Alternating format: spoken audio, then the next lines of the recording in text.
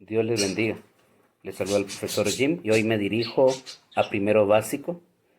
Hoy queremos repasar, aprovechar este video como un material de apoyo para los temas de contabilidad en el área práctica.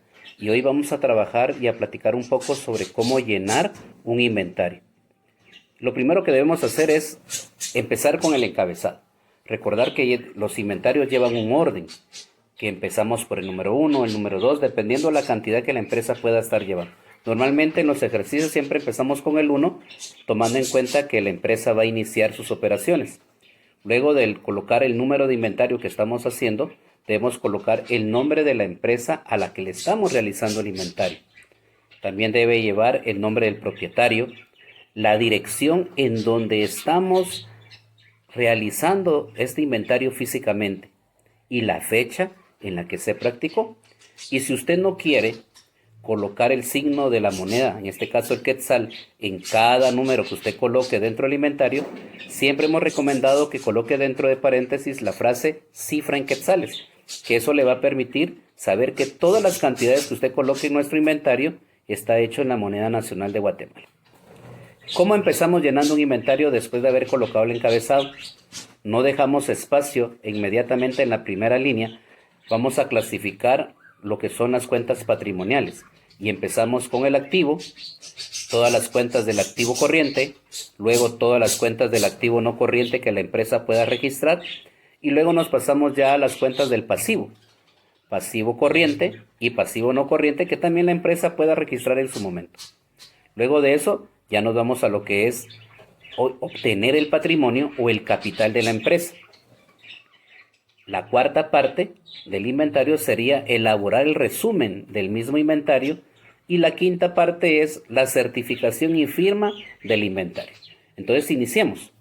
Primero tenemos que recordar que las cuentas, la nomenclatura de contabilidad se clasifican en activo y pasivo. Y que el activo, vuelvo a recordarles, en activo corriente y no corriente. Entonces, yo voy a colocar directamente la palabra activo en la primera línea para saber que lo que voy a empezar a colocar son todas las cuentas del activo. Luego de haber colocado la palabra activo, de haberla subrayado y mejor si es con una línea roja, coloco yo la palabra corriente. Con eso estoy dando a entender que tomaré en cuenta primero las cuentas del activo, aquellas que tienen constante movimiento, que son las que pertenecen al activo corriente.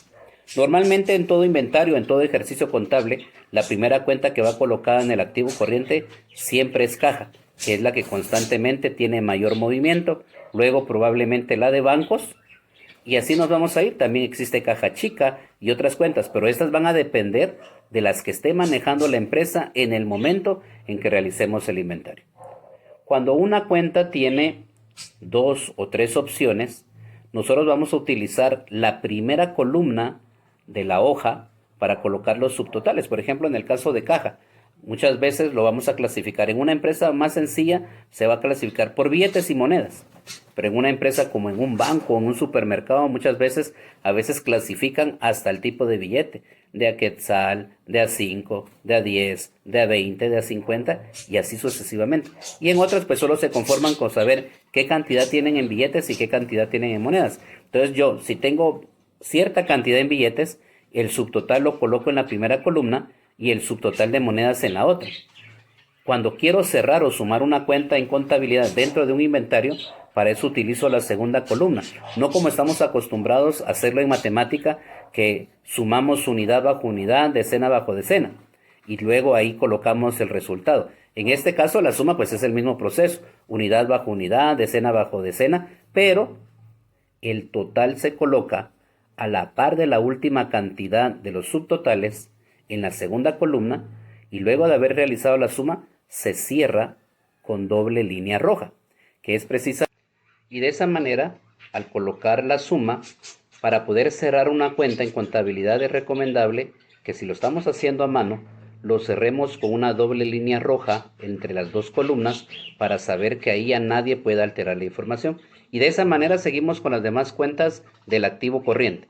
Cuando usted ya ha terminado las cuentas del activo corriente, entonces es el momento de colocar un subtítulo y colocar no corriente, para entender que ahora estaremos colocando las cuentas del activo no corriente, aquellas cuentas que en el transcurso del año, que en el transcurso de las transacciones comerciales, tienen menor movimiento dentro de la empresa. A veces hasta pueden ser ya fijas, como los inmuebles, como un vehículo que se compra para reparto, porque no se va a comprar un vehículo todos los días. Entonces, esas pertenecen al activo no corriente. De la misma manera, si tienen varias características, los subtotales se colocan en la primera columna y el total se realiza en el último dato y se coloca en la segunda columna, se cierra con doble línea roja.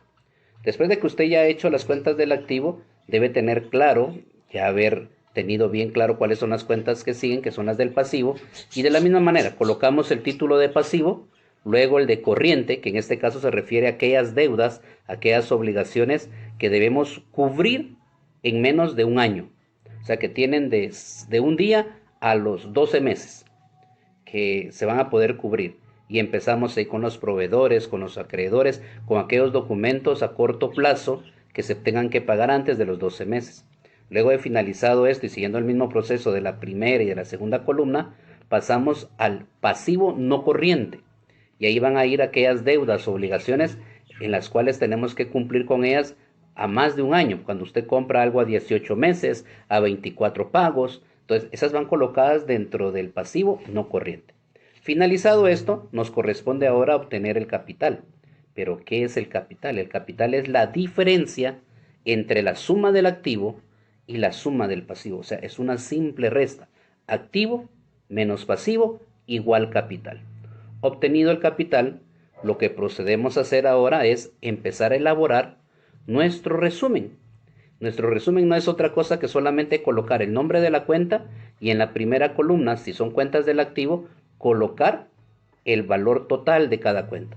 Cuando llegamos a las cuentas del pasivo, en este caso aquí en el resumen, se colocan en la segunda columna junto con el capital, que también tendrá que ir en la segunda columna, y al realizar usted su suma, la suma en ambas columnas tiene que ser la misma. A eso se le llaman sumas iguales. Y ahí se cierra con doble línea el inventario y procedemos a la certificación el día en que se elaboró, el día en que se tomó en cuenta el inventario, la firma del contador, y ese es el procedimiento. Esta es una forma sencilla de poder explicar cómo iniciar a llenar el inventario. Ese es un proceso complejo, porque ya vimos en el video anterior de primero básico que también todo aquello que se compre o todo aquello que se venda se debe colocar dentro del inventario sin IVA. Que ese ya tenemos un video hecho para eso. Que Dios les bendiga.